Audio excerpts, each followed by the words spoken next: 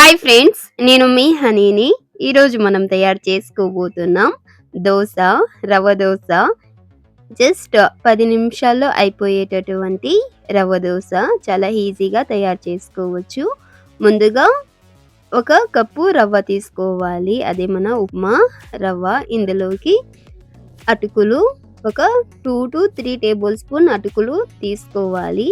ఇప్పుడు ఇందులోకి గోధుమ పిండి ఒక 3 టేబుల్ స్పూన్ తీసుకోవాలి, చిన్నవి అయితే. ఇప్పుడు ఇందులోకి బాగా మిక్సీ చేసుకొని ఒక బౌల్లోకి వేసుకోవాలి. ఇప్పుడు ఇందులోకి కర్డ్ 1 కప్ వేసుకోవాలి. 1 కప్ కర్డ్, 1 కప్ వాటర్ వేసుకోవాలి. ఇలా వాటర్ వేసుకున్న తర్వాత బాగా కలపాలి. ఎక్కడ ఎలాంటి ఉంటలు లేకుండా బాగా కలిపేసేయాలి మొత్తం. చూడండి, ఇక్కడ మనం కంప్లీట్గా ఈ కన్సిస్టెన్సీ వచ్చేంత వరకు మనం కలుపుకోవాలి. ఇప్పుడు మూత పెట్టేసేసి ఒక 15 మినిట్స్ వదిలేయాలి.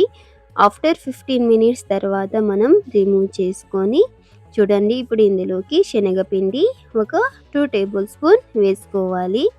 ఇప్పుడు ఇందులోకి 1/2 table spoon salt, 1 table spoon Eno వేసుకోవాలి. ఈనో బదులు మనం వంట సోడా కూడా వేసుకోవచ్చు. బాగా కలపాలి.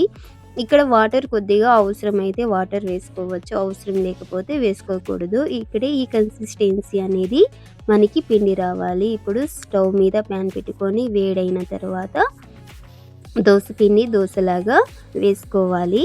ఇలా దోసపిండి దోశలాగా వేసుకొని గ్యాస్ హై ఫ్లేమ్లో క్రిస్పీగా కుక్ చేసుకోవాలి. చూడండి, ఒక 5 to 6 మినిట్స్ పడుతుంది మనకి క్రిస్పీగా కుక్ అవ్వడానికి.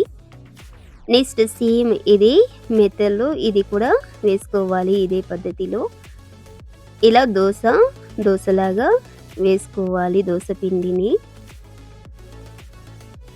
గ్యాస్ హై ఫ్లేమ్లో పెట్టుకొని ఎక్కువగా క్రిస్పీ కావాలంటే లో ఫ్లేమ్లో ఒక 10 మినిట్స్ పెట్టుకొని కుక్ చేసుకోవాలి.